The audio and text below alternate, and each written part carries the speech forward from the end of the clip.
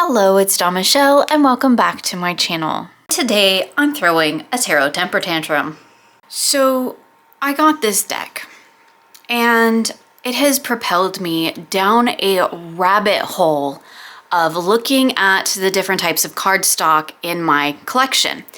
And that is because the cardstock in this deck is so atrocious, I don't even think I can use it. So here I was kind of throwing a little bit of a tarot temper tantrum, and I thought I would just turn on the camera and share all of my thoughts about why cardstock is so freaking important and why I think publishers need to start paying more attention to the products that they are creating. So, are you ready for a little cardstock rant? Let's get started. So let's look at the deck that started it all, because I purchased this Ask the Witch tarot on a total whim.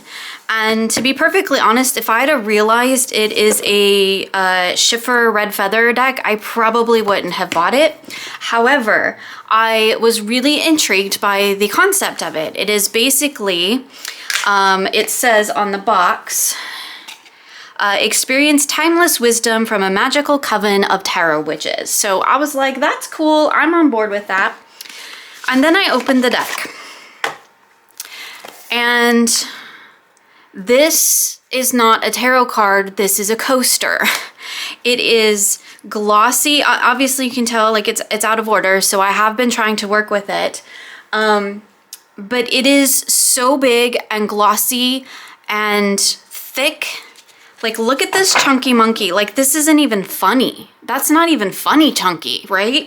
That's not even like, oh, look how chunky and cute my deck is. No, this is freaking unusable chunky. I told y'all it's gonna be a rant, so get ready for it. Also, the backs, what is up with these backs? If you're gonna do this labyrinth thing, then do black so that it matches the border. Like, okay, I'm gonna try to take it down a notch because clearly I have feels about this whole cardstock thing.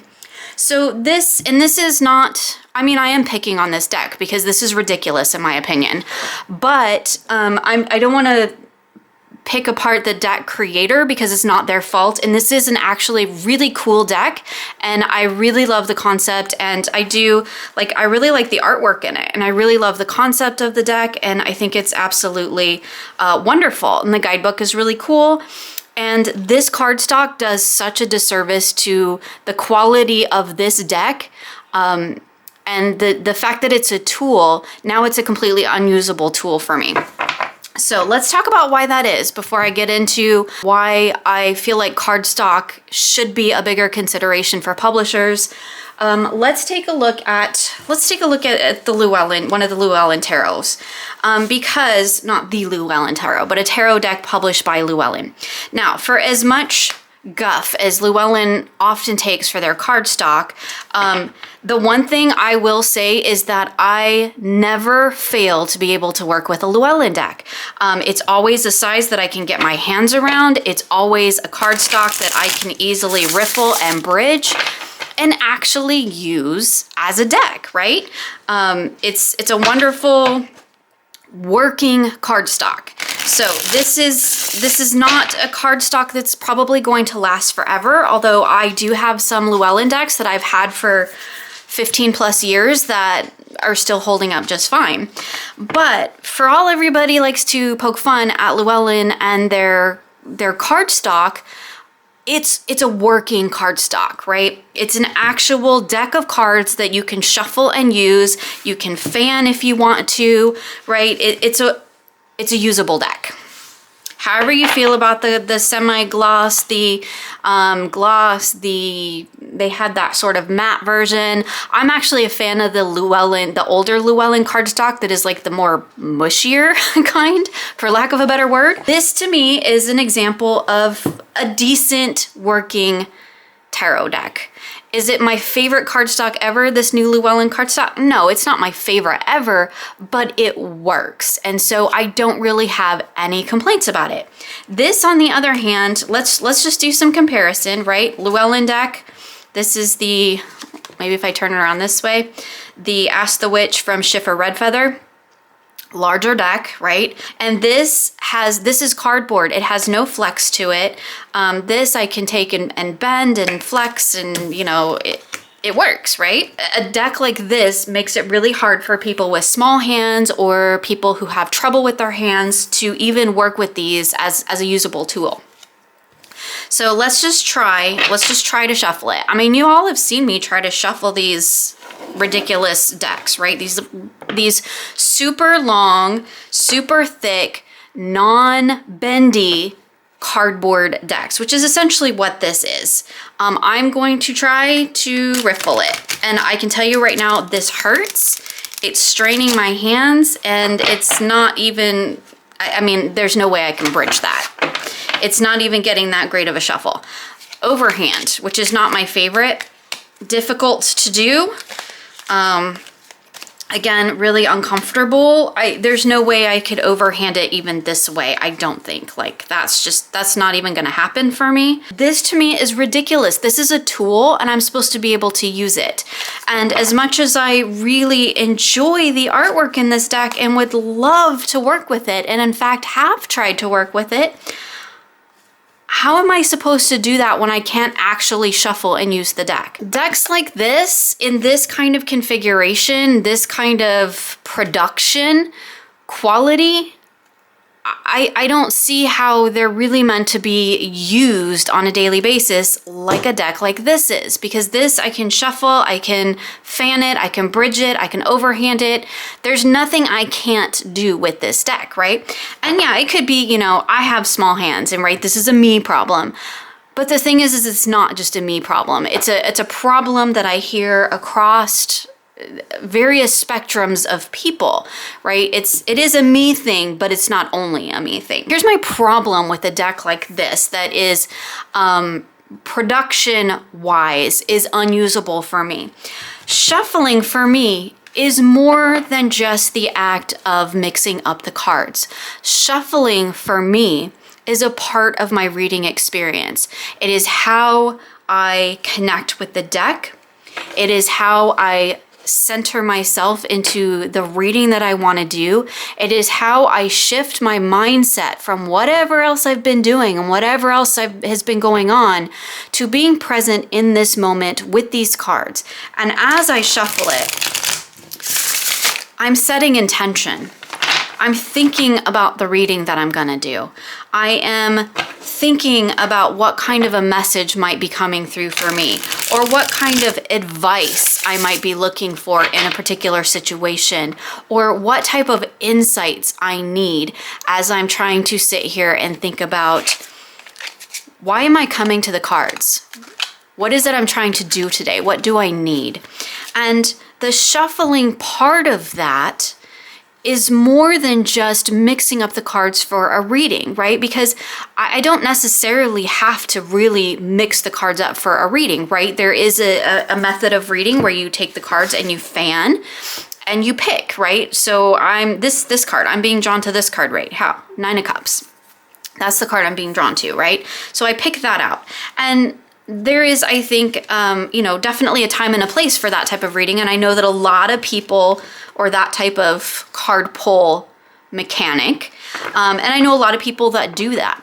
But even if I were to just do the fan method, I would still want to shuffle the cards, because this is how I ground, how I center, how I prepare for the reading that I'm doing. So I breathe, I set intention, I think about what it is that I've come to the cards for. And I personally believe that with every shuffle, I am imbuing this deck with that energy and that intention.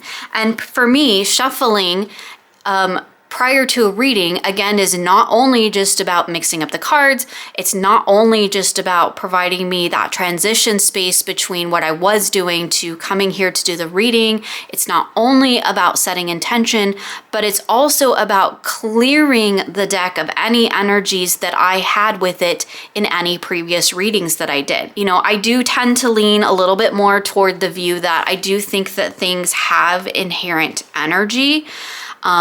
Now, that doesn't necessarily relate to that this deck to me has thoughts and feelings, right? It's not that kind of a thing, but I do feel like it has energy. It has the energy of the creator. It has the energy primarily that I have put into it over the work that I have done with it, over the time that it's been in my collection. And I do feel that that energy can build up from time to time. I do have decks that feel energetically heavier than others because I've done heavy work with them. I do have decks that feel lighter than others because I've done light work with them, as in, you know, fun or supportive or whatever it should be. You know, I did a whole video, which I'll link for you in the description box below, but I did a whole video about how I kind of perceive the personalities of decks. And that does kind of translate to the energy, right? So for me, shuffling also kind of clears the deck in a way of any residual energy that might be hanging around from the last reading. Now, I don't feel like it fully clears it. It's not like a full-on energetic cleansing, like reset back to day one. I don't feel that that happens with my decks. But I feel like I can shuffle it and kind of release through the process of shuffling, release any energies that might be lingering from the last reading that I did. So it's a way to mix the cards. It's a way to connect with the deck. It's a way to clear any residual energies that might be hanging around from the last reading.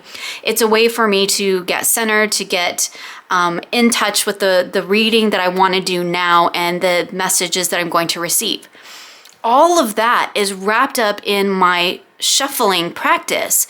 So for me, if I can't shuffle it, I can't do any of those things, right? If I take a deck like this and I'm spending so much energy trying to figure out how to shuffle this thing in a way that will accomplish all of those tasks, then I'm out of the whole experience, because now I'm not sitting here trying to just, you know, do a normal shuffle and doing my normal thing. Now I'm sitting here going, okay, so if I break it up, okay, I can shuffle like this, right? And then I can take this one and I can shuffle like this. And this is what's going through my mind as I'm sitting here with this deck. I'm not thinking about the reading that I want to do or the way that I want to, you know, approach the cards at this moment, or even any sort of grounding or clearing or anything. You know, I can't focus on all the things that shuffling helps me accomplish when I'm spending all my time trying to actually shuffle the card. And this is what's drawing my attention. Like, I'm trying to keep these cards from going all over the place, right? And this is a size issue. This is because it's very long and it's very thick, right? And the fact that I can't do just a normal, like, this hurts. So like this literally hurts my hand. So I'm not going to keep doing it. But to try and riffle shuffle the whole deck hurts my hands. And so again, that takes me out of this reading space and the kind of reading preparation ritual, if you will, that I do, because, well, now I'm in pain. So that's not a great way to start a reading, right? Okay, so enough picking on this poor Ask the Witch deck. It is a really cool deck. I freaking hate the cardstock. I don't know what they were thinking with the backs. Like, dude, make it black, right? Why is it not black? When I get a deck like this, I feel like the publisher is so out of touch with what actual tarot practitioners need in a deck. This is not a practical deck. This is a deck for collectors, or maybe a deck for somebody who doesn't really work with tarot that often, and that's fine. There's definitely a place for that. But I feel like on the whole, a deck it's a tool. Whether you see it as a spiritual tool or a psychological tool or whatever kind of tool you assign to this, it's still a tool. And in order for a tool to be useful, it has to be practical in a sense, right? If I have a hammer that weighs 25 pounds and I can't swing it and to drive a nail into, you know, a piece of wood, that's not a useful tool for me. So I don't get it. So while we're on mass market, let's talk US games. I think US Games overall, like this whole configuration here with the deck and the beautiful box and the beautiful little guidebook, like they've got this all figured out. I just wish their cardstock was a little less cardboardy, and in my opinion, it feels like cardboard in my hand. Again, Hush Tarot, another tarot deck that I absolutely love and adore. This one's kind of a little bit, you know, it's a little bit more oracle size, but I can still get my hands around it. However, it's still a bit stiff to shuffle, and it really doesn't bridge. So, I mean, but this is doable, right? This is doable. So, like, I can make this work. I'm okay with that. There are a few decks that US Games have done recently that have been oversized, like really large tarot decks, that I have rehomed because I can't work with them because they're too big. But overall, I think, you know, US Games, I think they're getting it figured out. And if you've watched my channel for any amount of time, I mean, you know, like I love the Moonchild. It is like a staple in my collection. I use it all the time for moon readings. I use it for a lot of different personal growth and support work that I do. But this is a chunky monkey, right? And although the gilding is, because it's matte gold, is fantastic. But again, this is another deck that is this 350 GSM? Oh, it's been so long now I can't remember. This deck, because of the size of it, I can't, let's make sure I get them all going the right way. I can't riffle it this way. It kind of just falls, which is not ideal. So this is one of those that I have to half it and, you know, do it. And yes, I do riffle my gilded decks because, again, it's a tool. I want to be able to use it. If I can't use it, you know, what's the point? I don't have these decks to just sit on my shelf and look pretty. I mean, okay, I take that back. There's a handful. There is a handful that I bought to specifically sit on my shelf and look pretty because they are collectibles or because they hold sentimental value for me or something along those lines. But in general, a deck, you know, is a tool for me, and I want to be able to use that tool. This does have a beautiful matte cardstock, but it's quite thick. It's oversized compared to a typical tarot, and you know, it's difficult to shuffle. I make exception for this deck, and mostly just because I am so, let's be honest, I'm sentimental about this deck. I am personally invested in this deck, right? I have a relationship with this deck.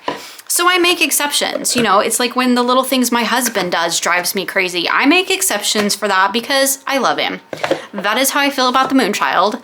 I make exceptions for the cardstock because I love her. Okay, so I think we'll kind of wrap things up here with taking a look at an indie deck that I think has just done it all kinds of right with the cardstock. This, I gotta pull my extra cards out here.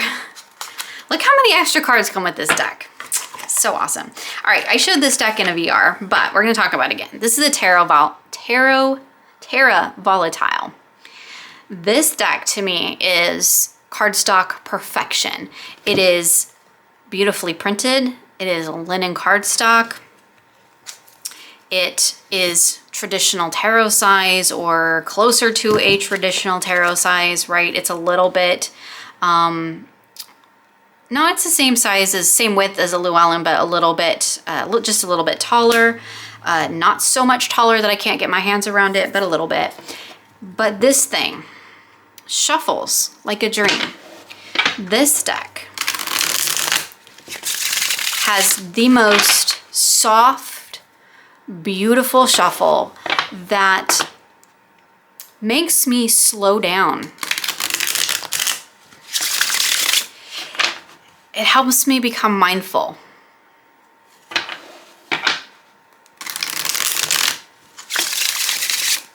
It helps me focus on what it is that I'm doing and why I'm here. And to me,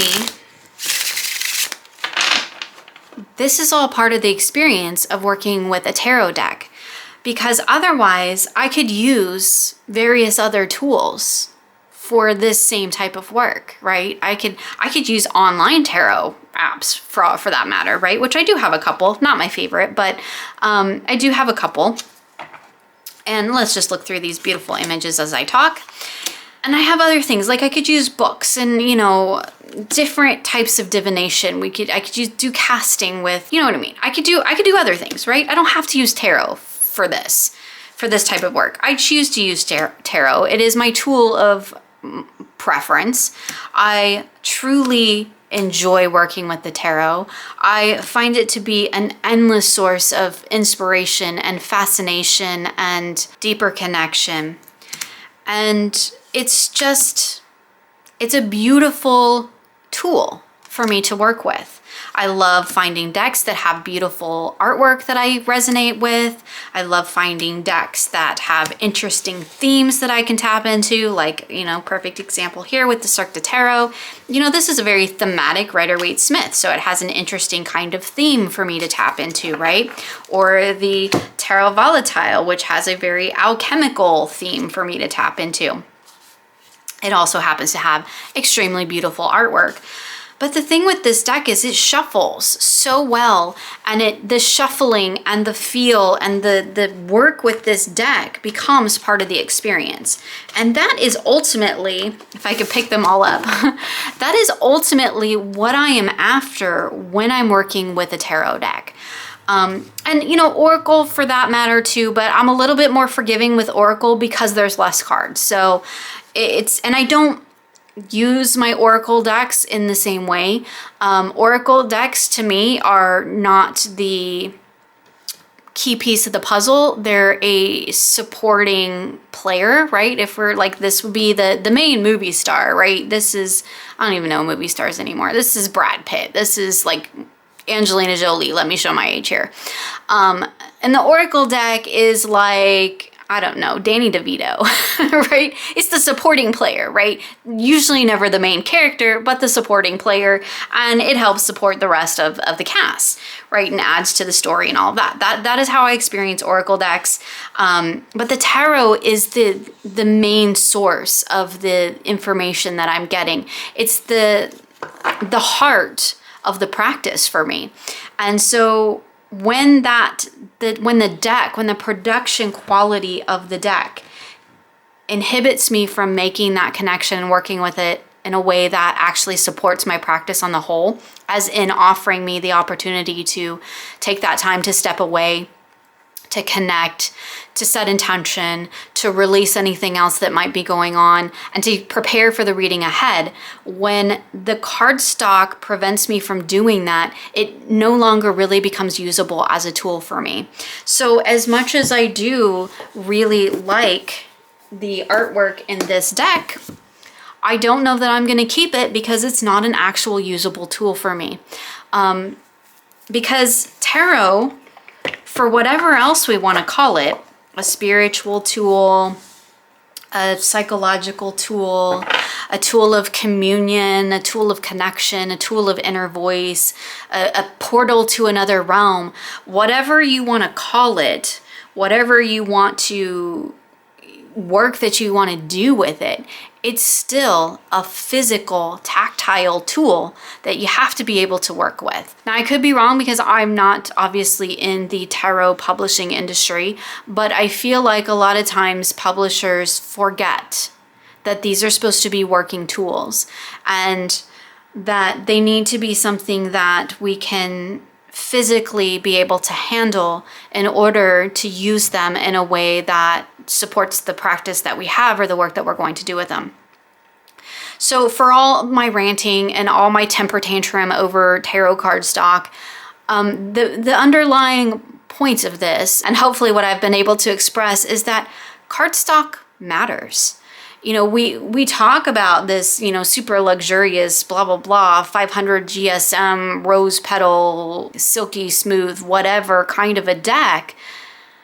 But if it's not usable, I don't freaking care how beautiful the cardstock is if I can't actually use it. There are very few decks I make an exception for, and it's mostly because they are decks that I feel deeply connected to or have a deep and personal relationship with. You know, kind of like my husband. So that is my tarot temper tantrum, talking about cardstock. I would love to know what your thoughts are on cardstock, because we often have this conversation about, you know, cardstock being this or cardstock being that. And then we say we want, you know, super usable cardstock, but then we chastise decks that don't have that and kind of refer to them as less than because they're not super luxurious 500 GSM rose petal finish, right? Kind of makes me wonder if the sort of move towards unusable cardstock is kind of a result of those conversations. So I personally would like to reframe the conversation to, let's talk about the cardstock in a usable sense, right? Is this deck shuffleable? Can you riffle shuffle it? Can you bridge it? Can you overhand it? Do you have to side shuffle it? Like, I think these are important things because these are tools that we actually use. So I am personally going to work on reframing the conversation myself so that when I am talking about a deck, hopefully I can express to you how usable the cardstock is, not how pretty it is. Because at the end of the day, my mama used to tell me, pretty is as pretty does. And pretty does not do me any good if it's unusable. So there you go. That's my tarot temper tantrum.